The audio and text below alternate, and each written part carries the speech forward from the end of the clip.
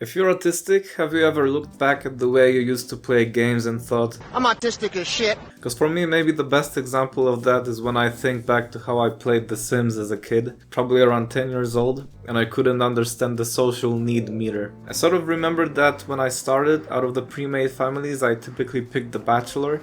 I think I wanted to play without free will on to fully control my Sims, and it was much easier to micromanage just one dude. Yes, I was a 10-year-old control freak. I remember that when I was playing that way, I really struggled to keep up the guy's social meter up. I think partly because I was just confused how this was a human need.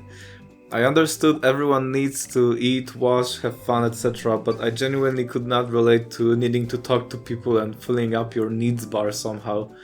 What do you mean you need to call and see someone every day? For me it was probably a combination of being an introverted autist by nature and also not having a room of my own growing up.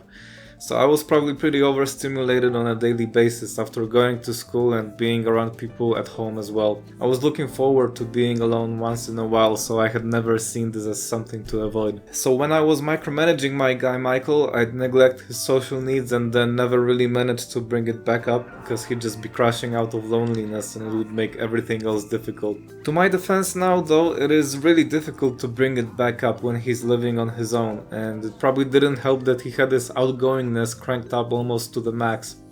You can try having people over every day and still it wouldn't be enough.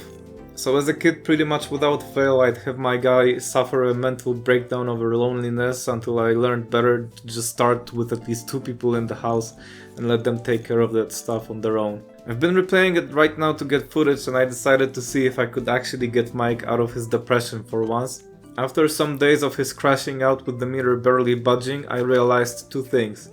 I need to get him a wife immediately, and I need to strategically miss every other day at work in order to focus on doing the dishes and socializing. Apparently they won't fire you unless you miss 2 days in a row. I put the other families in the game as well so he could see more people, and I bought them phones and nothing else when I realized the game actually checks if they have them. Missing work was really key in lifting his spirits and gave me enough time to socialize Max with one of the roomies. Honestly, when I saw that he had made another friend in Chris and his social bar turned green for the first time ever, it made me a bit emotional.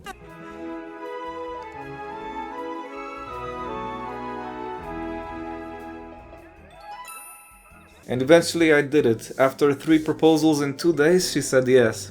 And after 20 years, I finally managed to get this guy's life in order. I also remembered that since there is no goal in the game, as a kid I figured that winning the game is like reaching the highest level in your career and buying the most expensive stuff. Which I guess is the life goal of many people, but anyway. When I was replaying it now, I noticed that I still get in this super task-oriented mode when playing instead of being more whimsical.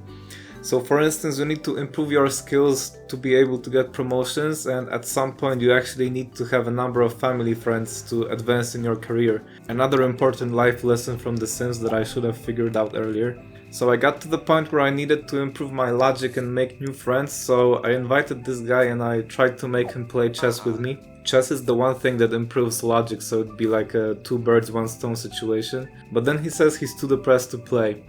And I was like, bro, now I need to cheer you up as well. I don't think that way about people in real life, so it was funny to me when I caught myself thinking about people like a sociopath.